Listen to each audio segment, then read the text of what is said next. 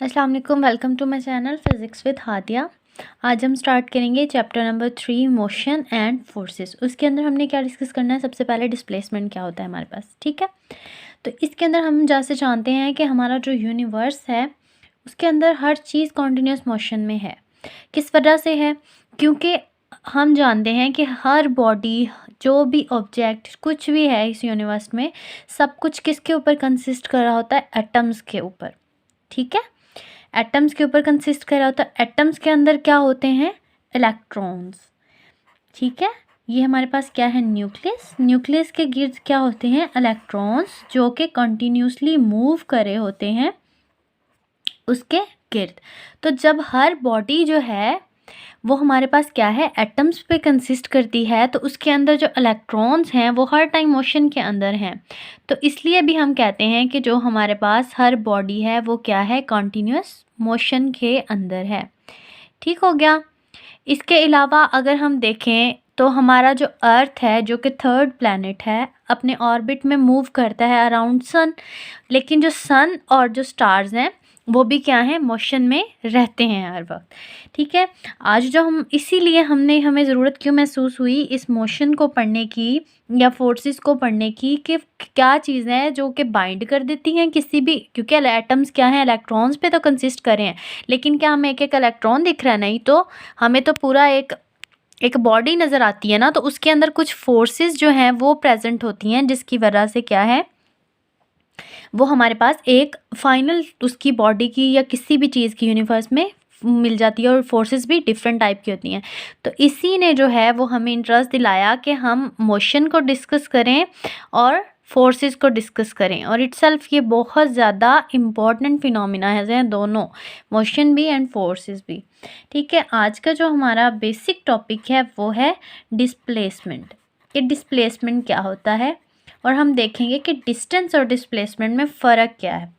अगर हमने कहा कि एक बॉडी ने इस पोजीशन से इस पोजीशन तक जो है ना वो डिस्प्लेसमेंट तय किया है, तो हम क्या है उसकी हम बता रहे हैं कि ये यहाँ से यहाँ तक मूव हुई है। लेकिन अगर हम कहें कि हमने फासला तय किया, ठीक है, वो हमारे पास क्या होगा? डिस्टेंस होगा, क्योंकि हमें नहीं पता कि हम किस तरफ गए हैं। लेकिन इसमें हम क्या बता रहे हैं कि हमने यहाँ से, सॉरी थोड़ा सा टेढ़ा हो गया मेरा वेक्टर, यहाँ से यहाँ तक गए हैं। तो क्या है? ये डिस्प्लेसमेंट है। तो डिस्प्लेसमेंट और डायरेक्शन में बेसिक डिफरेंस क्या है? ये डिस्प्लेसमेंट जो है ये एक वेक्टर क्वांटिटी है, मतलब ये हमें डायरेक्शन देता है। लेकिन डिस्प्लेसमेंट में हमें कोई डायरेक्शन नहीं मिलती। हम जस्ट कहते हैं कि हमने यहाँ से वहाँ गए। यहाँ से वहाँ का मतलब हम ये नहीं बताते स्पेसिफिक कि किस डायरेक्शन में, ईस्ट में गए, वेस्ट में गए, किधर गए। लेकिन इसमें क्या होता है हमारे पास, हम बताते हैं कि हमने इतना जो है इस तरफ इतना डिस्टेंस तय किया, उसका मैग्नीट्यूड एंड डायरेक्शन। तो डिस्प्लेसमेंट क्या है? ये एक वेक्टर क्वांटिटी है, और जो डिस्टेंस है वो हमारे पास एक स्केलर क्वांटिटी है। फॉर एग्जांपल, डिस्टेंस को अगर हम एक्सप्लेन करें तो हम क्या कहेंगे कि ये हमारे पास क्या है? Change in the position of the body from its initial point two it's final point. इसको फाइंड आउट कैसे करते हैं? फॉर एग्जांपल, मैंने कहा यहाँ से यहाँ तक हम गए, तो हम क्या करते हैं? एक्स वाई कोऑर्डिनेट के अंदर इसको ड्रॉ कर लेते हैं। ये हमारा एक्स एक्सिस है, ये हमारा वाई एक्सिस है। हमने कहा कि यहाँ से इस पॉइंट से हम चले, तो हमने क्या किया? एक पोजीशन वेक्टर r1 यहाँ पे ड्राइव कर लिया, और एक हमने कहा कि हमने यहाँ तक किया, मतलब डिस्प्लेसमेंट तय किया इस डायरेक्शन में। तो पाथ क्या है हमारा? हमने कहा कि हम यूँ आए, इस तरह का हमने कोई भी पाथ तय किया। तो हमने क्या है उसमें से उसकी डायरेक्शन कर ली कि हमने यहाँ से यहाँ तक एक स्ट्रेट लाइन ड्रॉ कर ली कि हमने यहाँ से यहाँ तक जो है ना वो जो है वो हम गए हैं।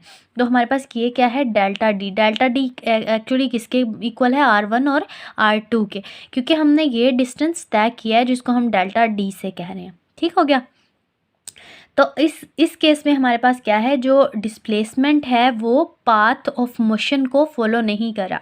लेकिन अगर हम कहें कि हमने जो है वो एक और डिस्टेंस हमने तय किया कि हम यहाँ से यहाँ गए इस तरह से, ठीक है।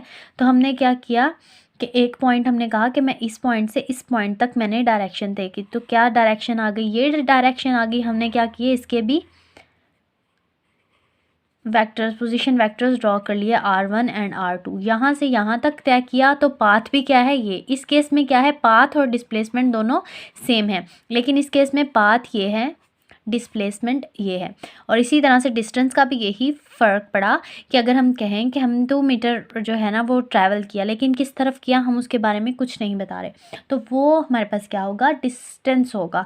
वो क्या होगी, एक स्केलर क्वांटिटी है डिस्टेंस जो है, लेकिन डिस्प्लेसमेंट क्या है, एक वेक्टर क्वांटिटी है। इसी तरह जो हमारी वेलोसिटी होती है ये वो इसी पे डिपेंड करती है कि डिस्प्लेसमेंट पर यूनिट टाइम कितना किया, तो वो हमारे पास क्या आ जाती है, वेलोसिटी। वो हम नेक्स्ट लेक्चर में कर लेंगे discuss, displacement velocity and acceleration को। तो ये वाला तो बहुत बेसिक सा था।